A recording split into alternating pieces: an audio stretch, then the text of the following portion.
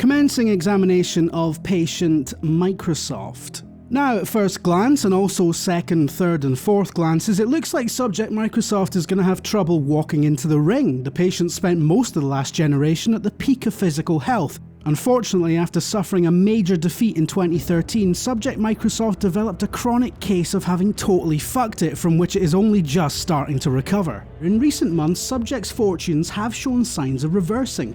A new slim model launched last year boosted sales and went down well with punters, and a year earlier, it scored a major coup by announcing timed exclusivity of Rise of the Tomb Raider. So the Xbox has landed a fair few punches. However, 2016 also saw a number of high-profile cancellations of anticipated exclusives. Scalebound, Fable Legends and Phantom Dust were all binned last year, sometimes along with the studios making them. This year, Microsoft will be focusing on its remaining exclusives, most notably Sea of Thieves, which is about pirates and therefore probably good, and Crackdown 3, which is a Crackdown game and therefore probably isn't.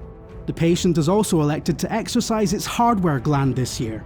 It's rumoured to be unveiling a VR headset of some description, although I'm not convinced anyone will give a toss, but more importantly, it will be talking more about Project Scorpio, which by all accounts sounds expensive and brilliant and is promised to be capable of native 4K gaming. E3 2017 is Microsoft's to win. If the subject announces some surprise exclusives and makes an impressive showing for Project Scorpio, it might just do it, but it has been advised to make sure it doesn't fuck the message. If there's any confusion about what Project Scorpio is, or how it will benefit people, it runs a serious risk of developing Wii U syndrome, i.e. everyone will just look at it wondering what the fuck it's for, instead of buying it. I'll be honest, the prognosis is grim. Subject Microsoft will definitely be limping into the fight, and it's going to have to take some punches from a confident Sony and a resurgent Nintendo. The patient's refusal to look after some of its most beloved franchises has resulted in an atrophied release calendar with a dependency on shooting and racing, but if it remains on its current recommended course and follows our advice to release some fucking games instead of cancelling them, we predict a full recovery and very possibly a title win, which is about the most encouraging thing we can say about Microsoft via this tortured and frankly very confused metaphor.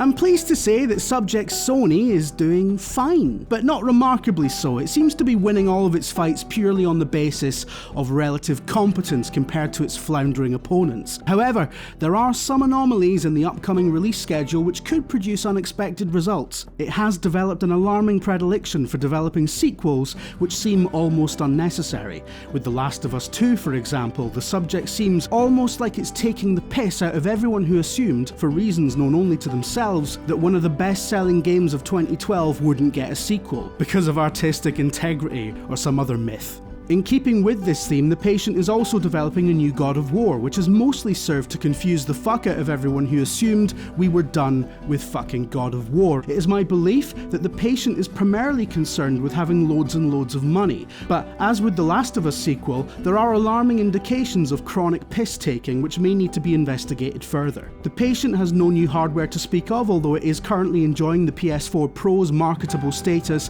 as the most advanced console ever manufactured, a situation which looks to expire shortly after E3 2017 has concluded. Subject seems likely to play it safe this year. Its conference will host a number of anticipated third-party announcements, a smattering of indie games, although notably not Hideo Kojima, into whom the patient has leathered fuck tons of cash with very little oversight.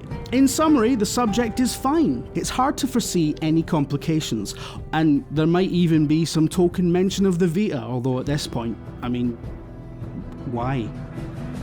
Subject Nintendo has made a miraculous recovery in recent months, despite every consultant we bothered asking being convinced that it was already deceased. The primary cause for concern with Subject Nintendo is that the Switch's biggest games to date are also available on the Wii U, which, despite the runaway success of the Switch, is a wee bit embarrassing for the newly launched console, given that it means it technically doesn't have any exclusives. The patient is enjoying a remarkable upturn in its overall health and well-being, but there is some consternation regarding prognosis. The same anxieties that people always have about Nintendo.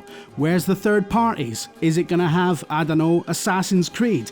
Although we would point out that the Switch exists primarily to facilitate the playing of Zelda on public transport, on lunch breaks, and in toilets, despite the hygiene concerns, and on this basis has sold almost 3 million units in a matter of weeks. But a games publisher cannot survive on Zelda alone. Expect a low-key announcement of media apps, Netflix and the like, but more pertinently, expect much focus on Super Mario Odyssey, which is slated for release at the end of the year, but by the end of E3, we'll probably know substantially more about it.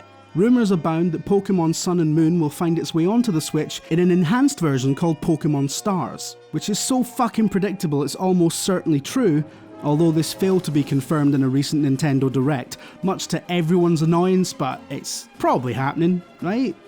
With a recent and highly successful launch to capitalise on, they will land some impressive blows.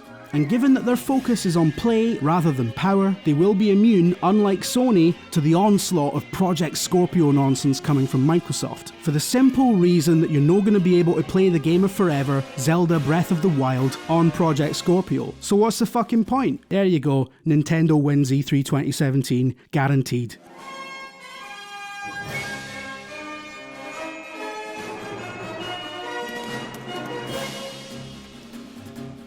Nintendo wins E3 2017, guaranteed.